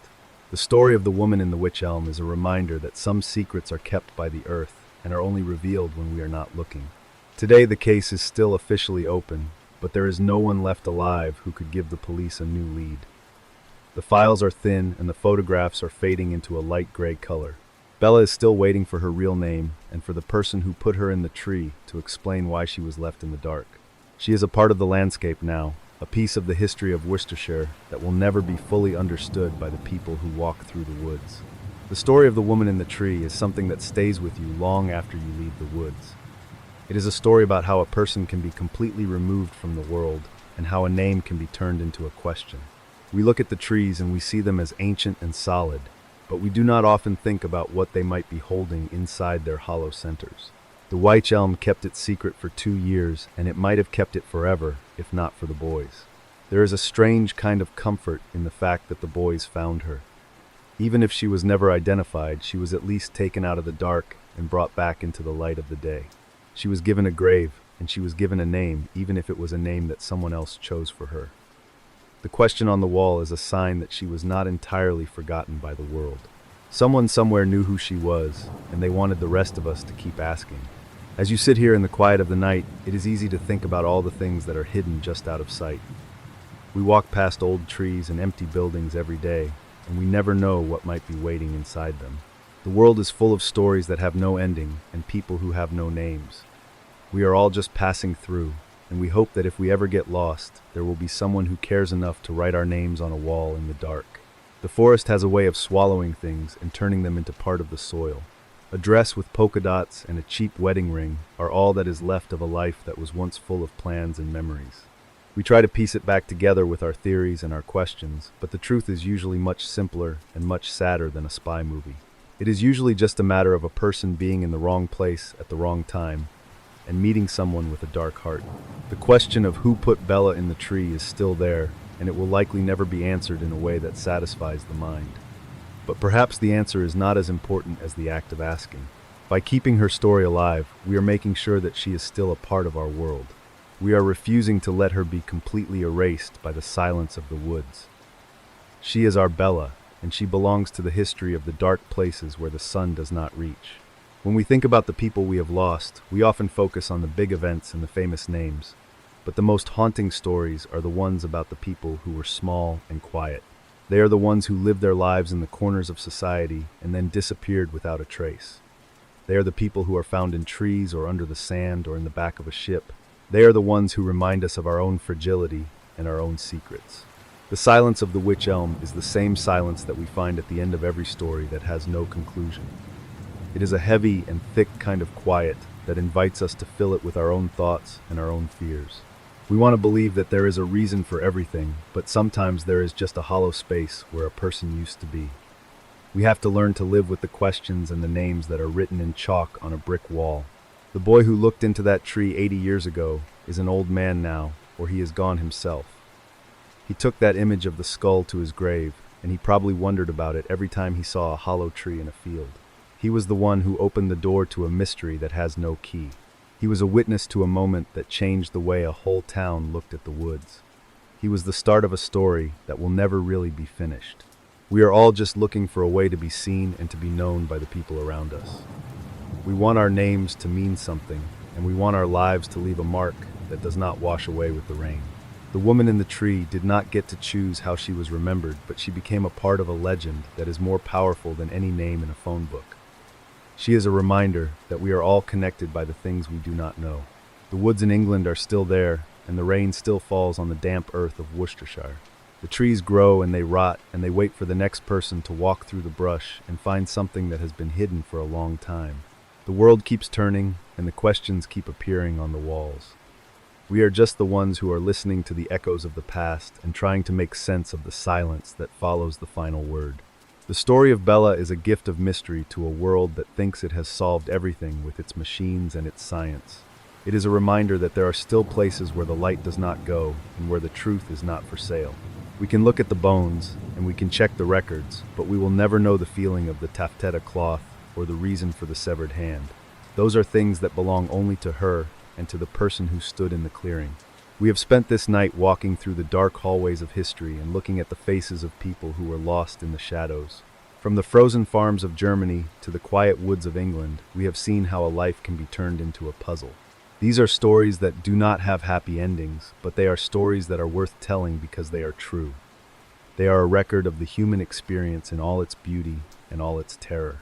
I hope you have found some comfort in these words and that they have helped you to look at the world a little differently tonight. The rain is still falling, and the white noise is still humming in the background. It is time to close the book and let the voices of the past go back to their quiet places. You are safe in your room, and the doors are locked, and the world outside is far away. Sleep well, and remember that you are never truly alone. The names of the victims and the dates of the crimes are all that we have left of these people. We carry them with us for a little while, and then we pass them on to the next person who is willing to listen. It is a chain of memory that keeps the ghosts from being forgotten. The woman in the tree, and the man on the beach, and the sisters in the house are all part of our shared history. They are the ones who tell us what it means to be alive. Tonight we have looked into the hollow places, and we have found that they are not empty. They are filled with the stories of people who wanted to be heard. We have given them a voice for a few minutes, and we have listened to what they had to say. The mystery remains, but the silence is a little bit lighter now. Thank you for staying with me until the end, and for being a part of this journey into the dark corners of our world. The image of the Wych Elm standing alone in the clearing is the last thing I want you to think about. It is a solid and ancient thing that has seen more than we can ever imagine. It is a guardian of the secrets that we are not ready to hear. As you drift off to sleep, let the sound of the wind in the leaves be the only thing you hear.